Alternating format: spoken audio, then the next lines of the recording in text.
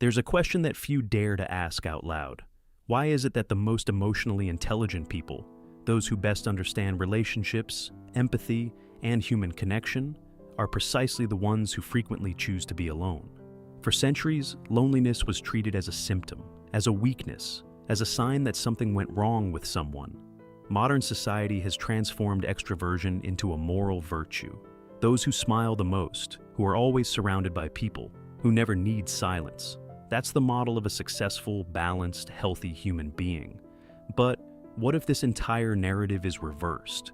What if a preference for solitude isn't a sign of a problem, but rather the consequence of a capacity that most people simply haven't developed? Today, we're going to talk about something that modern psychology took decades to begin to understand, and that philosophy has suspected for millennia. Before we continue, I need you to understand who will be guiding us on this journey. He's not a self-help author. He's not a productivity coach. It was Carl Gustav Jung, the Swiss psychiatrist who, at the beginning of the 20th century, dared to look inside the human psyche with a depth that still challenges us today. It was Jung who created the concepts of introversion and extroversion, not as personality labels, but as descriptions of where psychic energy flows. For the extrovert, the energy comes from outside. For the introvert, the energy comes from within. But Jung went further. He realized that in a society built to reward extroversion, the most internally rich individuals, the most self-consciously developed, would be systematically misunderstood. He wrote, "Loneliness is not caused by the absence of people around you, but by the inability to communicate things that seem important to you, or by holding certain views that others consider unacceptable. This is not melancholy, it's a diagnosis." And here is the universal problem that this diagnosis touches on. Have you ever felt like you were in a room full of people and, at the same time, completely alone?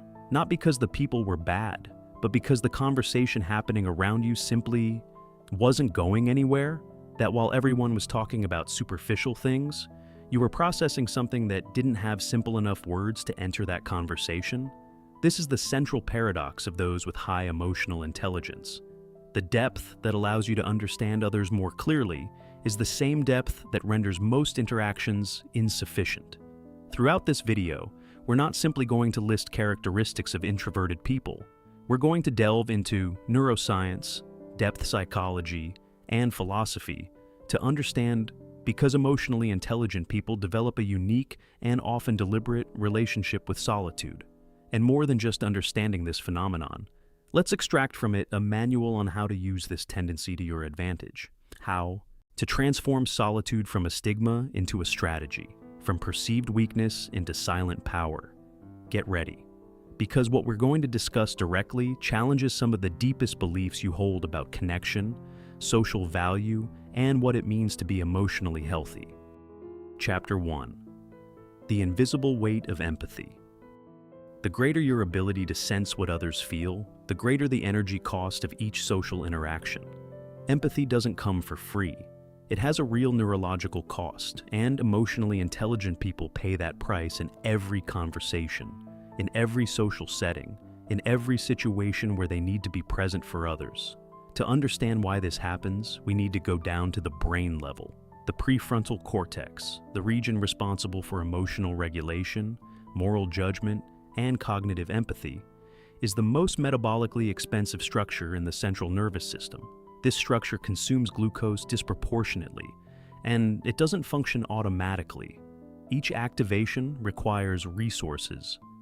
Researchers in the field of social neuroscience, particularly the work of Jean Desidi at the University of Chicago on the neural circuits of empathy, have demonstrated that genuine empathy activates the same neural networks that process the individual's own pain and emotions.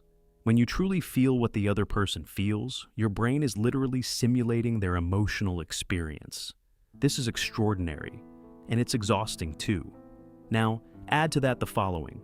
A person with high emotional intelligence not only feels more, they process more, always reading micro-expressions, detecting inconsistencies between what is said and the tone in which it is said, perceiving what was left unsaid, monitoring group dynamics, regulating their own emotional responses while simultaneously trying to respond to others accurately. This isn't socializing. This is high-intensity cognitive work disguised as casual conversation. Let us consider the trajectory of Simone Weil, a 20th century French philosopher, one of the most rigorous and emotionally profound minds of her generation. Weil was known for her extraordinary capacity for attention, which she called attention, a total presence to the other, to the world, to the suffering of others. She worked in factories to understand the experience of workers not intellectually, but viscerally. She refused to eat more than the minimum ration of the poor during periods of scarcity because she could not dissociate her own comfort from collective suffering. This radical form of empathy was her greatest strength, and also the reason why she was never able to sustain a conventional social life for long periods. Weil needed solitude not because she despised people. On the contrary, she needed solitude because she took people so seriously that every real contact affected her deeply. Silence wasn't an absence of connection for her. It was the necessary space for connection to be processed. She wrote, "Attention is the rarest and purest form of generosity. And generosity of this magnitude, this total attention, cannot be maintained indefinitely. It requires periods of withdrawal to be renewed." Observe the pattern in high-performing professionals who work with people, doctors, psychologists, exceptional teachers, leaders who genuinely care about their teams. The best among them invariably develop rituals of solitude, not because they are introverted in the popular sense of the term, but because they have learned, intuitively or through breakdowns, that sustainable empathy requires recharging. In the modern corporate world, there is much talk about burnout, but there is a specific form of burnout that is rarely named: empathic fatigue. It is the exhaustion that occurs when an emotionally intelligent person spends long periods without the necessary solitude to process what they have absorbed from interactions with others. The difference between a professional who endures and one who collapses is often not ability. It's the deliberate management of loneliness. So, how can you deal with this in practice? First, stop making excuses for your periods of rest. These periods aren't selfishness, they're maintenance. A doctor who never rests isn't more dedicated, he's more dangerous. The same goes for you. Second, learn to distinguish between restorative solitude and avoidant isolation. The first is active. You are alone to process, create, and recover. The second is passive. You are avoiding the discomfort of contact. One strengthens you, the other diminishes you. Chapter 2. The network that thinks when you're not looking. Deep emotional intelligence requires internal processing time, and the human brain has a network dedicated precisely to this, which only functions fully in silence. In 2001, neuroscientist Marcus Rachel of Washington University in St. Louis published a discovery that changed neuroscience. The brain doesn't shut down when you stop doing something. It changes mode. When you're not focused on an external task, when you're not answering emails, watching videos, or talking to someone, a specific network takes over. Rachel called it default mode network, the standard mode network. For a long time, this network was considered the brain's background noise, a state of standby, a metabolic waste. Subsequent research revealed that this interpretation was completely wrong. The default mode network is responsible for some of the most sophisticated cognitive functions that exist: integration of autobiographical memories, construction of narratives about the self, simulation of future scenarios, processing of complex moral dilemmas, and crucially, emotional consolidation. It's what takes the raw experiences of the day and transforms them into learning. That it is, in essence, the factory of your inner life. And here's the disturbing fact: intense social interaction suppresses a default mode network. When you are fully engaged in a conversation, a meeting, or a socially stimulating environment, this network is deactivated. This means that all deep emotional processing, all integration, all meaning-making is paused. For people with high emotional intelligence who have a richer and more active inner life, this suppression is felt more acutely. It's like closing the compiler in the middle of running a complex program. The data remains there, unprocessed. Loneliness isn't emptiness for these people. It's when the most important work finally happens. Friedrich Nietzsche spent much of his adult life in deliberate solitude. Not the solitude of a bitter recluse, but the solitude of a thinker on the move. He would walk alone for hours in the Alps, without company, without conversation, without the social obligations of the university life he had left behind. It was during these walks, in this state of diffused attention, of movement without a fixed destination, that his most complex ideas took shape. In Behold the Man, he wrote about the period in which thus spoke Zarathustra. It was composed. He described the state as something close to revelation, thoughts that arose with a clarity and force that he couldn't produce sitting in his office surrounded by external stimuli. What Nietzsche was experiencing, without the neurological vocabulary we have today, was the default mode network operating at full capacity. The solitary walk kept the body occupied, enough not to create distractions, but did not create external cognitive demands. The default mode system took over, and the result was insights that changed the course of Western philosophy. This was no coincidence, it was neurology. Observe the pattern among the most prolific creators of our time, writers, philosophers, scientists, entrepreneurs, who generate genuinely original ideas. Almost without exception, they have structured rituals of solitude, because, consciously or unconsciously, they have learned that originality doesn't emerge from the noise. It emerges from what happens after the noise.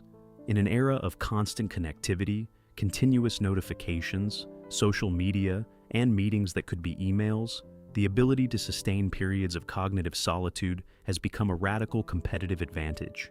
It's a rare skill in a world that punishes momentary disengagement. So, how do we deal with this? First, treat your solitary time like a meeting with your inner CEO. Put it on the agenda. Protect this space with the same seriousness you protect your most important commitments. Second, understand that productive boredom is different from procrastination. When you resist the urge to pick up your phone and simply stay with your own thoughts for 20-30 minutes, you are literally allowing your brain to do the processing work that no app can do for you. Chapter 3: The Paradox of Empathy. The same capacity that makes an emotionally intelligent person indispensable to others is what makes most superficial interactions unsustainable for them. Here, we arrive at the heart of the paradox. Emotional intelligence isn't a tool you can switch on and off. It's a form of perception that's always active, and like any heightened perception, it picks up more signals, but also more noise. In the 1990s, psychologist Elaine Aron documented the phenomenon of high sensitivity, the tendency of a subgroup of the population to process sensory and emotional stimuli with greater depth than average. Studies suggest that between 15 and 20% of people operate in this mode. High sensitivity and high emotional intelligence are not synonymous, but there is significant overlap. Both involve a nervous system that processes more deeply, that doesn't filter emotional input as easily as most people. In a typical social setting, a party, a work meeting, a casual conversation at dinner, a person like that is receiving and processing a volume of emotional information that most people around them simply don't pick up on. The tiredness, the unspoken tension, the forced enthusiasm, the hurt disguised as irony. The person sees all of that. And seeing all of this comes at a cost. It's like trying to hear a delicate conversation in a deafeningly noisy environment. You might succeed, but the effort is disproportionate to what it would be for someone with normal hearing. For these people, loneliness is not an abnormal state. It is the baseline state to which they need to return in order to function with integrity. In the modern world, this paradox manifests itself in a very specific way. Emotionally intelligent people often prefer high-quality interactions in low quantity to low-quality interactions in high quantity. These people prefer one real conversation to 10 superficial ones. They prefer dinner with 2 friends to a party with 30 acquaintances. And they often prefer the silence of a weekend alone to a social weekend that drains more than it nourishes. This isn't arrogance. It's not antisocial behavior. It's a form of emotional hygiene that's as rational as physical hygiene. You don't eat everything that's available just because it's available. Similarly, emotionally intelligent people learn, often the hard way, not to accept every social interaction that presents itself, just because it presents itself. So, how do we deal with this? First, conduct an honest audit of your social relationships. Which interactions leave you feeling most fulfilled afterward? Which leave you feeling most empty? Don't treat yourself like a machine with unlimited social availability. You are a finite resource. Allocate wisely. Second, learn to recognize the signs of empathic burnout before it becomes a breakdown. Increasing irritability, difficulty concentrating, a feeling that your own emotions are jumbled. These are the first signs. When they appear, returning to silence is not weakness. It's emotional intelligence in action. Up to this point, we have established the foundational pillars of the phenomenon.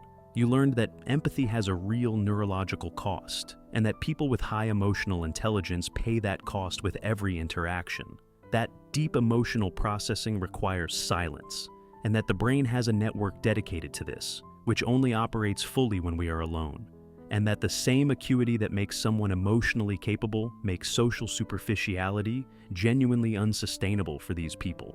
But that's just the foundation of the structure, because up until now, we've been talking about the why neurological and psychological. Regarding the mechanism, what comes next is even more disturbing. Let's talk about the deeper philosophical and psychological dimensions of this phenomenon. About what happens when someone with high emotional intelligence not only needs solitude, but begins to understand what solitude reveals about themselves, about the people around them, and about the illusions on which conventional social life is often based. These next ideas aren't comfortable, but they challenge assumptions you've probably never examined. But that's precisely why we need to examine them. Chapter 4. What silence reveals that noise hides. Loneliness is not merely the absence of company. It is the presence of truth, and not all truth is comfortable enough to be endured without prior psychological training. Pascal, the 17th century French mathematician and philosopher, wrote one of the most disturbingly accurate sentences about the human condition. All of mankind's unhappiness stems from a single fact: that they cannot remain quiet in a dwelling. What Pascal identified was not laziness. It was escapism. Most people use social life as anesthesia, not consciously, not maliciously. But functionally, the constant noise of external interactions serves to drown out the sound of questions that, in silence, become impossible to ignore. Who am I when no one is watching? What am I avoiding building? What choices have I made that I've never revisited because it would be too painful to revisit them? Emotionally intelligent people, especially those who have developed what Jung called self-awareness. Those who lack the luxury of direct self-knowledge don't have that luxury. Silence doesn't frighten them, but neither does it leave them at peace with convenient narratives. And here's the twist. What seems like a curse is actually the source of your power. Because while most people spend their lives unaware of themselves, operating from automatic patterns, unexamined fears and desires they don't know they have, the person who endures silence develops an internal map of themselves. This person knows what motivates them. They know what exhausts them. They know what they truly want, separate from what they were taught to want. This self-awareness is rare, and rarity in the human world has always been synonymous with power. Mahatma Gandhi is often remembered as the leader who mobilized hundreds of millions of people. What is less remembered is that he was a disciplined practitioner of silence. Gandhi observed a day of silence each week, a practice he called taste, regardless of where he was or what was happening around him. During periods of intense political crisis, in negotiations, in moments when his presence and voice were most needed. His advisors reported that these days of silence often preceded his most strategically brilliant decisions, not because Gandhi was disconnected from reality during these periods, but because, without the external noise, he could clearly hear what his internal analysis was telling him. For Gandhi, silence was not passivity. It was the spiritual and strategic equivalent of what the military calls intelligence gathering, except the intelligence being gathered was internal. In an era of radical transparency and constant curation of public identity, genuine self-awareness has become an almost unfair advantage. Most people don't really know what they want. They know what they should want. They know what their peers approve of. They know what social media algorithms reward, but they don't know what they truly want. A person who deliberately cultivates solitude develops, over time, an internal compass that most people never have access to. This person makes decisions based on examined values, not absorbed pressures. They choose relationships based on genuine compatibility, not fear of social judgment. This is not only psychologically healthier, it's strategically superior in almost every area of life. So, to deal with this, first, practice what the Stoics called exam, a daily 15-minute review in silence without distractions, where you simply observe your thoughts without trying to correct them immediately. It's not meditation in the technical sense, it's internal archaeology. Second, when you feel the compulsive urge to check your phone, call someone, or listen to a podcast, pause, just for a moment. Ask yourself, what is this impulse trying to avoid? The answer is sometimes the most valuable piece of information you'll find that day. Chapter 5. Qualitative Selection. Why these people choose few and deeply. People with high emotional intelligence don't avoid connection. They raise the standard of connection they accept, and this higher standard inevitably results in a smaller, quieter, and infinitely richer circle. Aristotle, in Nicomachean Ethics, he distinguished three types of friendship: friendship for utility, friendship for pleasure, and friendship for virtue. Love genuine, where two individuals mutually recognize each other as people of character. Aristotle was categorical. Virtuous friendships are rare by nature, not because good people are rare in an absolute sense, but because deep mutual recognition is a slow, demanding process, incompatible with the social volume that modern life celebrates. Emotionally intelligent people, intuitively or consciously, operate according to this same logic. They quickly perceive, sometimes uncomfortably, when an interaction is purely utilitarian, when it is for superficial pleasure, and when something more unique is forming. And because they perceive this distinction clearly, they become selective, not out of coldness, out of precision. The problem, and here lies the friction with social norms, is that we live in a culture that confuses quantity of connections with quality of social life, that treats aggressive networking as a virtue, that rewards those who have more followers, more contacts, more friends on digital lists. In such a culture, a person who prefers 2 real friends to 50 convenient acquaintances seems strange, seems arrogant, seems lonely in a pejorative sense. But the type of person we're talking about in this video isn't lonely, they're just operating with a different definition of wealth. Albert Camus, Nobel Prize laureate in literature, and one of the most insightful philosophers on human absurdity, was known for maintaining an extremely restricted social circle despite being a highly visible public figure. In a 1942 diary entry, he wrote about the difference between presence and company, about how it was possible to be surrounded by admirable people and still feel a kind of loneliness that no physical presence could resolve, and about how certain rare, intense conversations with very few people could dispel that emptiness in a way that hundreds of casual conversations never could. Camus wasn't antisocial, he was demanding, and his demanding nature wasn't elitism. It was the natural consequence of someone who knew, with uncommon clarity, what a conversation could be like when it truly worked. He called these rare connections connivance, an intellectual and emotional complicity that transcended mere cordiality, and reached a territory where 2 human beings truly met. The concept of networking as a productive virtue is one of the great illusions of the digital age. Most of the connections accumulated on professional platforms are not relationships. They are files, contacts you will never activate, people who will never truly know you. An emotionally intelligent person who understands this principle stops investing energy in accumulation and begins investing in depth. This person has fewer contacts, and each of these contacts represents a real relationship, where there is genuine reciprocity, where they can be themselves without performance. This has practical consequences beyond psychological well-being. High trust, high authenticity relationships are the foundation upon which life's most meaningful opportunities are built. Not cold emails, not likes on LinkedIn posts, relationships where you can call at 3 in the morning. So, here's the practical application. P first, apply what I call blank screen test think about the people you spend most of your social time with. For each one, ask yourself, after this encounter, do I feel fuller or emptier? More myself or less? Organize your social life around the answers.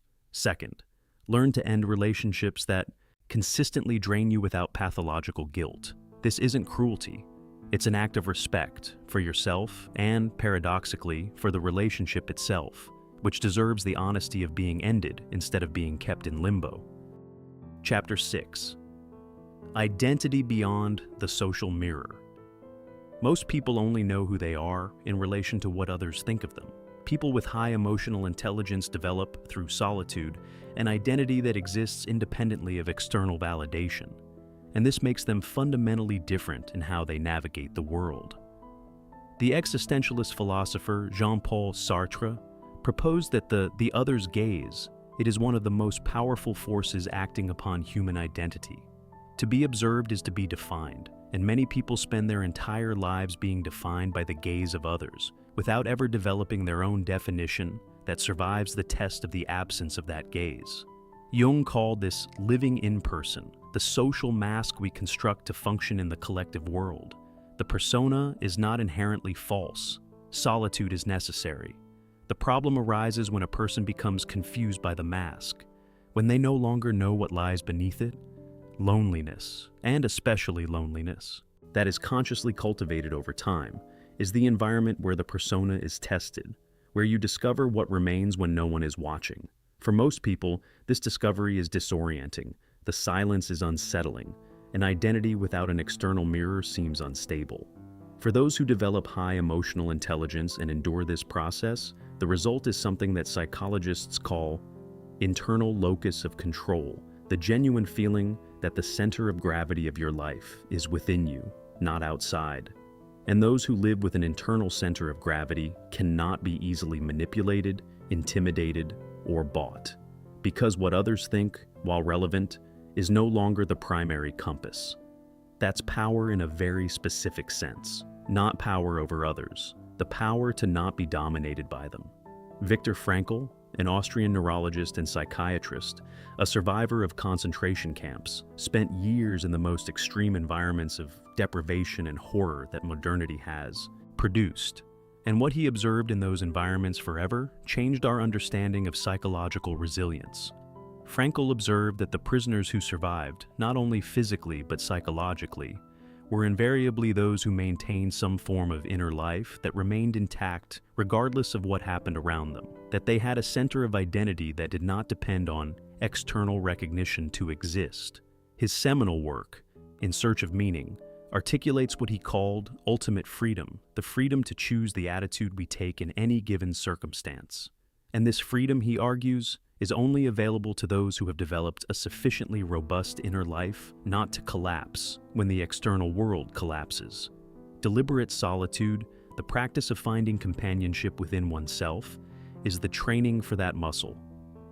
We live in an attention economy built on one principle: making you feel inadequate enough to keep seeking external validation. Social media platforms are approval dependency machines engineered to maximize the feeling that your value is determined by how many people interact with what you produce. Anyone who hasn't developed an identity that exists independently of these metrics is perpetually vulnerable to this system. A person who cultivates solitude and deliberate self-knowledge develops over time a partial immunity to this mechanism. This person can use platforms without being used by them. They can seek connection without needing approval. They can create without needing their creation to be validated for it to have any value. This immunity is not arrogance, it's psychological hygiene in an environment that is actively toxic to those who haven't developed it. So, how do we deal with this in practice? First, periodically do what the Stoic philosophers called premeditation of evil applied to identity. Ask yourself, if tomorrow all the people who approve of me stopped approving of me, what would remain of who I am? If this answer is little, that's the work. Second, build at least one solitary practice that is completely your own, one that is not meant to be shared, documented, or approved. Writing in a private journal, going for a walk without a podcast, creating something you will never publish. This practice is the gym where your true identity is exercised. We have reached the end of the journey, and perhaps you're feeling something you didn't expect to feel when you started watching this video. Perhaps you will feel something unsettling and valuable: recognition, the realization that What you've always treated as a quirk, this tendency to prefer silence to noise, to feel more than you can explain, to be drained by interactions that everyone around you seems to navigate effortlessly, is not a flaw. It is evidence of an ability that most people never fully develop. Let's recap what we've learned. Genuine empathy comes at a real neurological cost, and people who lend more of themselves to the world need more time to recover. This isn't weakness, it's physical. The brain possesses a deep processing network, the default mode network, which only operates fully in silence. For those with a rich inner life, this network is not a luxury. It's a biological necessity. The same sharpness that makes someone emotionally intelligent makes superficiality genuinely unsustainable. Not out of arrogance, out of nature. Silence reveals what noise hides, about ourselves, about our choices, about what we truly want. And learning to be with these revelations is the foundation of true self-knowledge. Emotionally intelligent people don't avoid connection.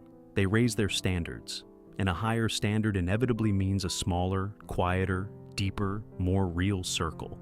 And finally, deliberately cultivated solitude is not solitude in the existential sense of the word. It is the laboratory where a robust identity, independent of external validation, is built over time. It is the practice that produces people who cannot be bought, intimidated, or manipulated because their center of gravity is within them, not outside.